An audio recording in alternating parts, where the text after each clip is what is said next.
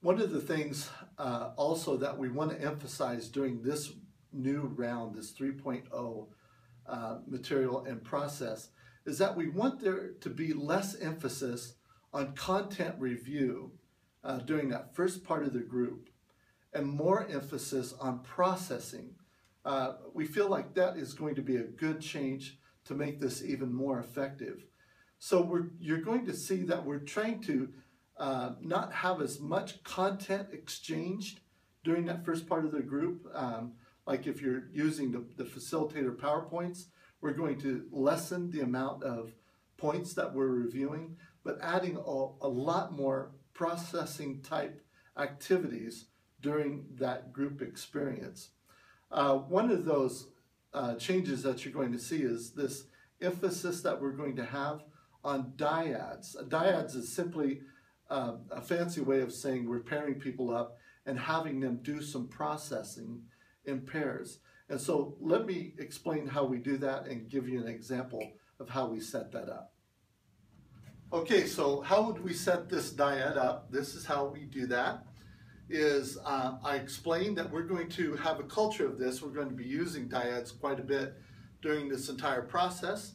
And so you're going to have to explain a little bit more at the front end of the dyad work, and later on they're just going to realize when you say, okay, get in your dyads, they're going to know exactly what they're going to do and what's expected of them. But at the front end, you're going to heavily explain it. So I'm going to say, I'd like you to pair up and females with females, males with males right now, and try to pick somebody that you don't know, that this is the first time you've ever met them, and pair up with that person.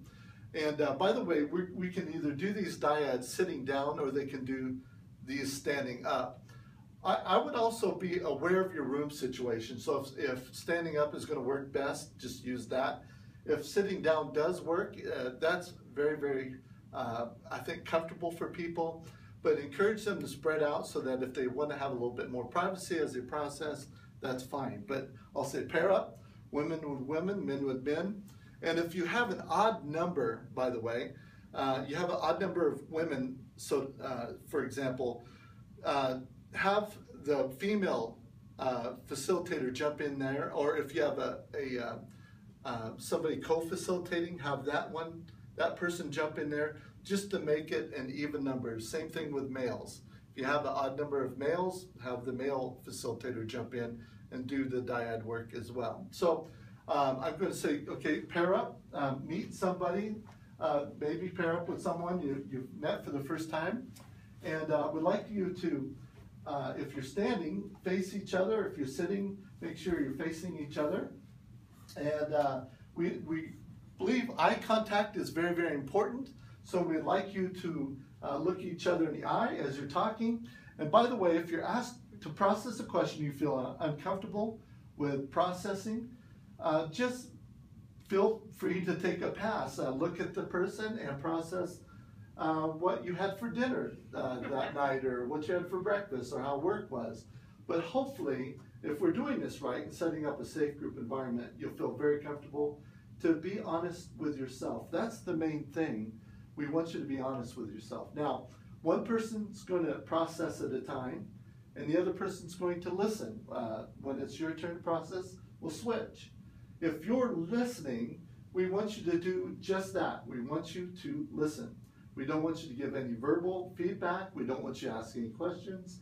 It's going to feel like it's going to kill you to do so, but you can give as much facial feedback as you'd like, just not verbal feedback, okay?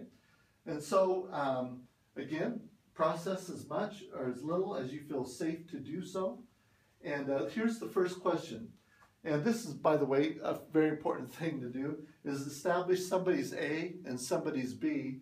The typical way that I do that is say, A would like you to tap B. They're going to be confused at first, but then they're going to get it. Okay, now you know Kim is A and Kathy is B because Kim tapped Kathy.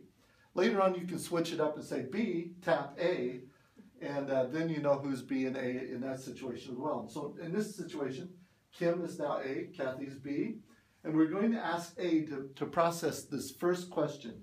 The first question is, What is it that makes you feel safe in a group like this? What is it that makes you feel safe to be real and talk about what's really going on in your life? Go A, tell B what makes you feel safe. So A will then start processing out loud what makes her feel safe in a group like this. Then I'll say, after about a minute to a minute and a half, that's as long as we want you to go on any processing, is a minute to a minute and a half. Then say, stop. Okay, B, tell A what makes you feel safe in a group like this.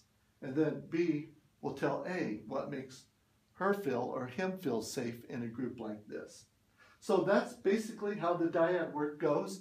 You're going to be seeing this quite a bit during the processing, during the entire process, I should say, of the 22 lessons. So I think you're going to like this a lot. As Tim mentioned, we are incorporating several more experiential learning opportunities during the actual group time.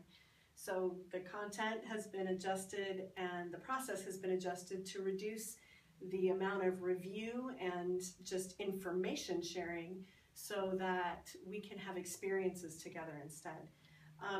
And I just have to say, after years of being in different education arenas, from public school to international work with ministries, to working with teens, to working with adults, everyone from people with their doctorates to kids, we all learn better when we're having an experience, when our body's involved, our words are involved, our thinking's involved, and when we're with others. There's value to processing alone and with the Holy Spirit, and there's value to processing together. Amazingly, the difference between what we retain and how we retain it and how we then incorporate it into the rest of our life, when we have an experience with someone instead of just information. And if you're part of this process ever, you know that we are all about information doesn't change our hearts. It's information in the context of relationship, because God came for relationship. The more opportunities that we can create for safe relationship, the greater the change and shift for us later. So we're going to show you one example here of the kinds of things that we're incorporating. So if you have been with us before, you know that we talk about the differences between a religiously confused or a dysfunctional family home and a spirit-filled home, a Christ-led spirit-filled home. We have a list of that comparison in the content. Reading a list is helpful. It doesn't tend to impact our hearts greatly. One of the experiences that we now include is that as a facilitator, you might open the evening or have a part of your evening for processing this lesson by saying, you know, this is a safe environment. We're going to do some learning and wrestling together, but we've got two different kinds of family environments that we want to take a look at. So I'm just going to lay these on the floor, and we're going to have a spirit-filled home and a religiously confused or dysfunctional family home. And we have descriptions of all of the qualities of those two homes printed out and cut up on pieces of paper for people. Really simple as far as preparation for facilitators. And I just want to hand these cards out to different participants in the group. And what I'm going to invite them to do is just kind of come stand around these lists or two columns, spaces we're going to make. And I'm going to invite people, take a look at your description and decide which category you'd like to put that description in. Parents are proud and self-centered. Authority and rules are overused to influence children. If you're holding that, you'd invite the participants, just come on up and lay that where you think it goes. And so someone might lay that down under the religiously confused dysfunctional family home, and you're going to invite them to explain why. You know, I put that there because it just seems like anytime rules are overused, there's a chance for abuse, and maybe you aren't making real connection with people. You're making connection with the rules. So I might put it in that category. People say, okay, great. Someone else might have one that says a personal relationship with God is emphasized and lifted up to be of highest importance. And someone holding that card might say, wow, a personal relationship with God, highest importance, that seems like a healthy, good thing that God would want. I'm going to lay that over here. Okay, great.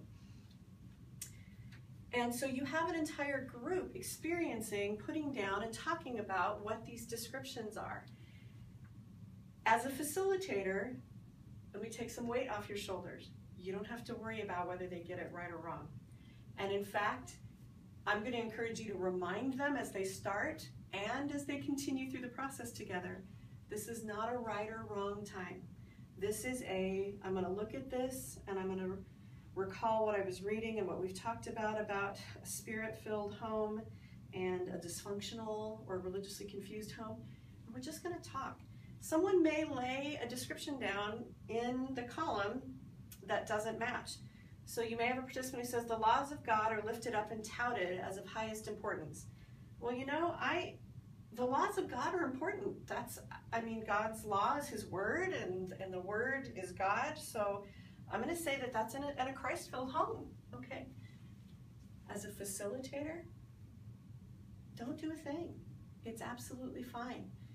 Because chances are what you're going to see is that as the rest of the group continues to share, someone in the group might say, I don't know if I would put that there. And as the group, they're going to start talking and wrestling. We put in that new value of wrestling. And it's okay that for the group to say, you know, I feel like the laws are really important, but it shouldn't be of the highest importance. I think relationship is highest. So are you okay if we move that over here? And let them talk with each other. So eventually you will have all of these laid out somewhere, and you'll have all the descriptions in one category or another. And it may often turn out that as the group has talked, they've looked, and actually all the descriptions are in the correct categories, what we will just call correct for our sake. Yep, this is the dysfunctional list, this is a spirit-filled home list. That's great, fabulous. And you move on to the next part of your group discussion. If you see some that are still in the wrong spot and no one has talked about it, all you need to do as a facilitator is say, you know, just any of these others that you want to move, look at, talk about before we sit down. Are we good with it like this? If they say, actually, I have a few questions, and you resolve it, great.